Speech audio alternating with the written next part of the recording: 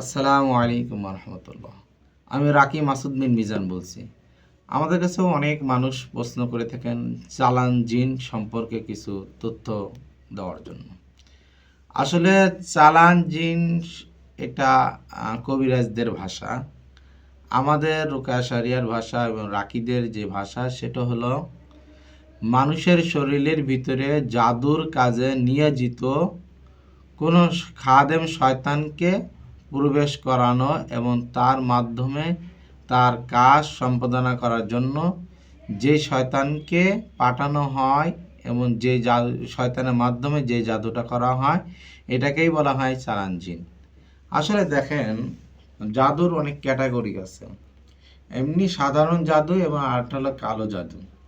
সাধারণ জাদুগুলো এমনি কিছু আমল আখলা কিংবা হচ্ছে এটা বেশি সময় লাগে না।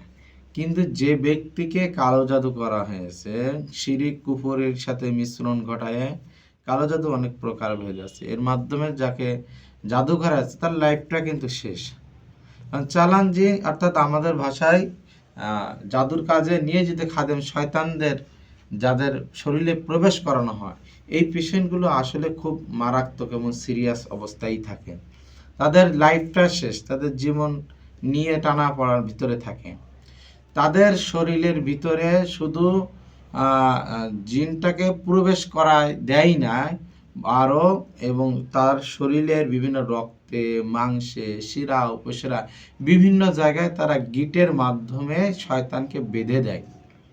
এই হলো চালান জিনের প্রকৃতি, যেটা কবিরাজরা অনেকে বলেন যে হচ্ছে রক্তের সাথে মিশে গিয়েছে। আসলে রক্তের সাথে শয়তান মিশে যেতে পারে না।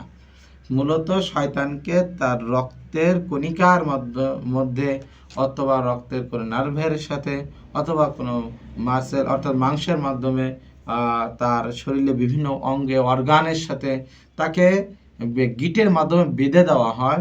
তখন ইচ্ছা করলে শয়তান অ্যাক্টিভ হলো, ইচ্ছা করলেও শয়তান তখন সে যেতে পারে না, যতক্ষণ না পর্যন্ত ওই গিট না খোলা হয়, যতক্ষণ না পর্যন্ত তার ওই গিট খোলারও অনেক প্রসেসিং আছে। কিছু গিট আছে রোকায়ের মাধ্যমে খুলবে, কিছু গিট আছে তাদমির আপনার প্রেশারের কারণে খুলবে, তেল মালিশ করার কারণে খুলবে, কিছু গিট আছে আপনার হিজামা কাফিং থেরাপি করার কারণে খুলবে, এবং হচ্ছে পানি পড়া এগুলো খাইতে খাইতে এগুলো খুলবে। এই বিভিন্ন গিটে এই গিট খুলতে হবে, আগে তাকে গিট খুলতে হবে।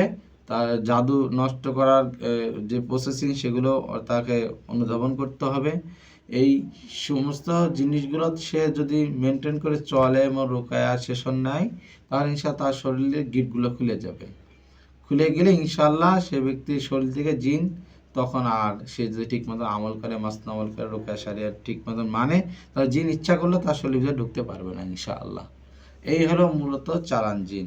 আর চালান জিন সম্পর্কে আরও বিস্তারিত আরও অনেক কথা আছে, ইনশাআল্লাহ পর্যায়ক্রমে আমি আপনাদেরকে জানাবো ইনশাআল্লাহ। আসসালামু আলাইকুম।